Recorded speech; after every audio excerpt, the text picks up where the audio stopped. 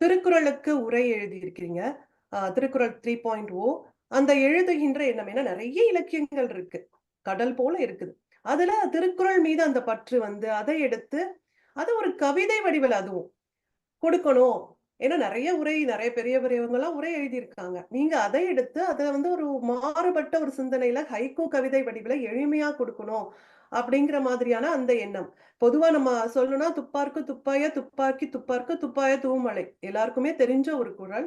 அதுனா மழைய பத்தி சிறப்பா இருக்கக்கூடிய ஒரு குறள். அதை நீங்க வந்து ஒரு எளிமையா "பயிர் செய்ய உதவும் தானே உணவாகும் பசி தீர்க்கும் மழை." அவ்வளவுதான் முடிஞ்சிருச்சு. ரொம்ப எளிமையா குடுத்திருக்கீங்க.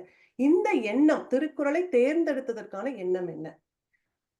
ஆம், திருப்பவும் தமிழ் தான்.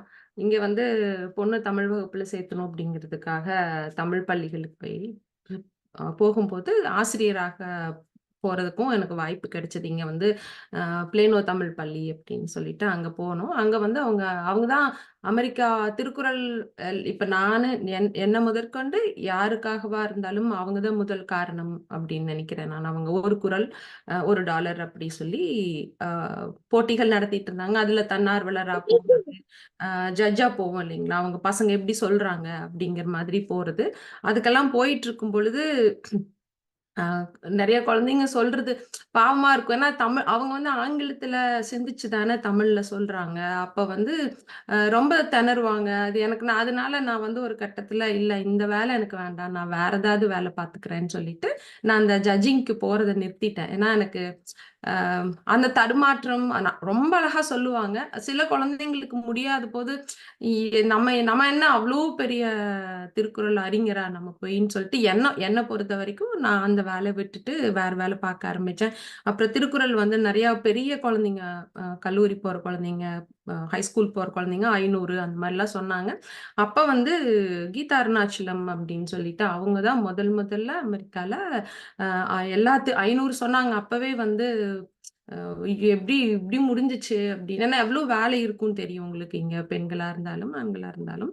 அப்ப வந்து அவங்க சொன்னாங்க. அதுக்கப்புறம் முழுக்க திருக்குறள் முழுக்க சொன்னாங்க. 1330 திருக்குறள்களையும் அவங்க சொன்னாங்க. அதற்கப்புறம் எனக்கு வந்து சொல்லலாமா? அந்த மாரி சிந்தனை வரும்பொழுது, சரி நம்மளும் முயற்சி பண்ணலாம். எனக்கு வந்து மனப்பாடம் நான் அவங்களுக்கே அப்படிதான் எழுதினேன். வைரமுத்து அவர்களோட மனப்பாடம் செய்வது மூக்கின் வழியே உணவு அருந்துவது அப்படின்னு அவர் ஒரு கவிதையில சொல்லியிருப்பார். அவரோட கருத்து சொல்லியிருப்பாரு. நான் அத அவங்களுக்கு எழுதினேன் நான். அந்த மாரி நான் நெனச்சுட்டு இருந்தேன். நீங்க இவ்ளோ பெரிய விஷயம் அப்படி சொல்லி. அந்த மாரி இருந்துட்டு இருந்த எனக்கு இப்பவும் மறந்துரும். அ எழுதுறது, அது மூடி வச்சுட்டா, அது அவ்வளதான். அதுக்கப்புறம் அதுல இருக்கிற நம்ம சாப்பிட்டோம்னா, நல்ல சத்தான உணவு சாப்பிட்டோம் அப்டின்னா, அதோட சத்து மட்டும் தான் நம்ம உடம்புக்கு வரும் இல்லைங்களா? அந்த வைட்டமின் டேப்லெட் மாரி உள்ள போச்சு அப்டின்னா, எனக்கு அந்த எண்ணங்களும், அதோட பாதிப்பும், அதோட கருத்தும் உள்ள இருக்கும். உள்ள ஓடிக்கிட்டே இருக்கும். ஏதாவது இடத்துல பேச்சா வெளிப்படும், செயல்ல வெளிப்படும் அந்த மாதிரி. அப்ப வந்து நம்மளும் சொல்லலாம் இங்க நெறைய தன்னார்வலர்கள் இருக்கிறாங்க. அங்க எனக்கு ஒரு தினகரன் ஒரு அண்ணா அறிமுகமானாங்க. அவங்க வந்து "நீ முயற்சி பண்ணி பார்க்கலாமே" அப்படின்னு சொன்னாரு. நான் முதல்ல வந்து 250 அப்புறம் 500 திருக்குறள்கள் மனப்பாடம் பண்ணிட்டு, சொல்லி பார்த்தேன் நானு. அதுக்கப்புறம் தான் எனக்கு ஒரு நம்பிக்கை வந்துச்சு. ஓ! நம்மனாலயும் முடியும். ஏன்னா நம்ம அந்த மனப்பாடம் பண்ற கட்டத்தையெல்லாம் தாண்டி ஒரு 35 30ஸ்ல இருக்கும்பொழுது தான் இந்த முயற்சி எனக்கு. அப்ப சொல்லணும்னு சொல்லி ஆரம்பிச்சது. அப்ப சொல்லும்பொழுது பார்த்தீங்கன்னா, நெறையா தி அ திருக்குறளுக்கு நமக்கு பொருள் வந்து நம்மளுக்கு ஒட்டாது.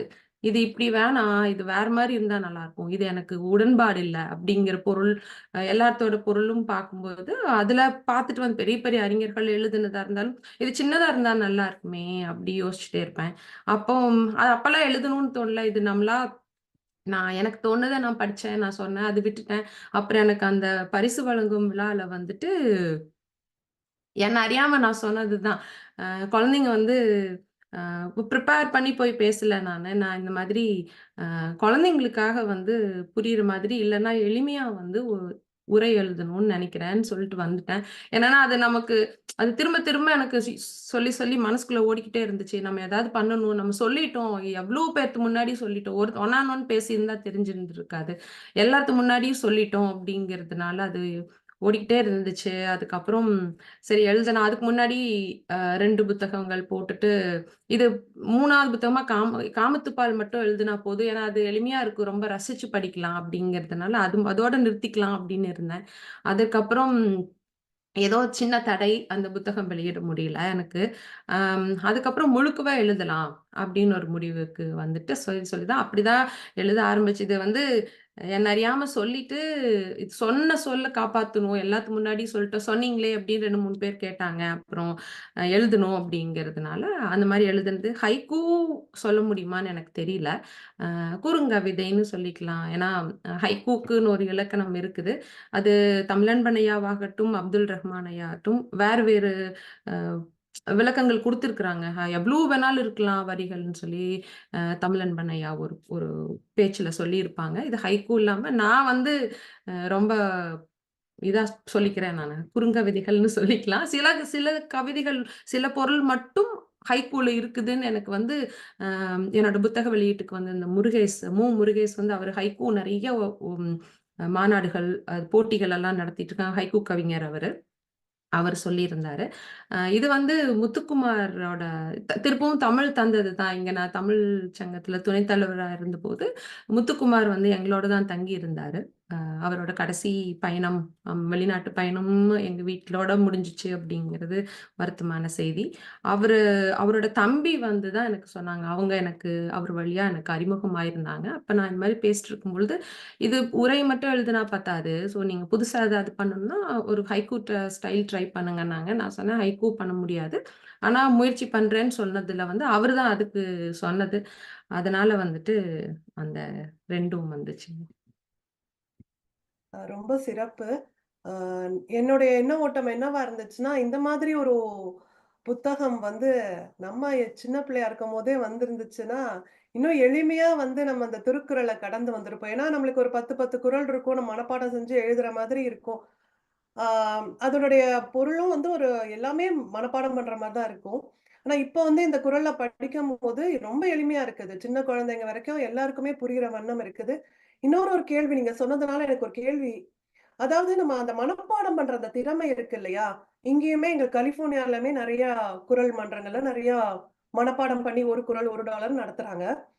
ஆனா நான் என்ன நெனைக்கிறேன்னா, அந்த சின்ன குழந்தைங்க அவங்களுடைய அந்த நினைவாற்றல்லாம் அதிகமா இருக்கும். அதனால எளிமையா வந்து 500, 1000லாம் மனப்பாடம் பண்ணி பேச 1330 குறளையும் சொன்ன பிள்ளைகள நம்ம பார்க்குறோம். ஆனா வந்து சொன்ன மாரி ஒரு 30கள்ல இருக்கும்பொழுது, அந்த 40கள் தொடும் பொழுதெல்லாம் நம்மளுக்கு அந்த நினைவாற்றல் வந்து கொஞ்சம் குறைஞ்சு, நம்மளால மனப்பாடம் பண்ண முடியாதோங்கிற அ எண்ணத்துல தான் நான் இருந்தேன். ஆனா நீங்க அ உலக சாதனையே படைச்சிருக்கீங்க. 2வதா வந்திருக்கீங்கன்னு சொல்லும்போது, நிச்சயமா எல்லாராலயுமே மனப்பாடம் பண்ண முடியும். அது வயது ஒரு தடை இல்லை அப்படிங்கிறத புரிஞ்சுக்க முடிஞ்சது.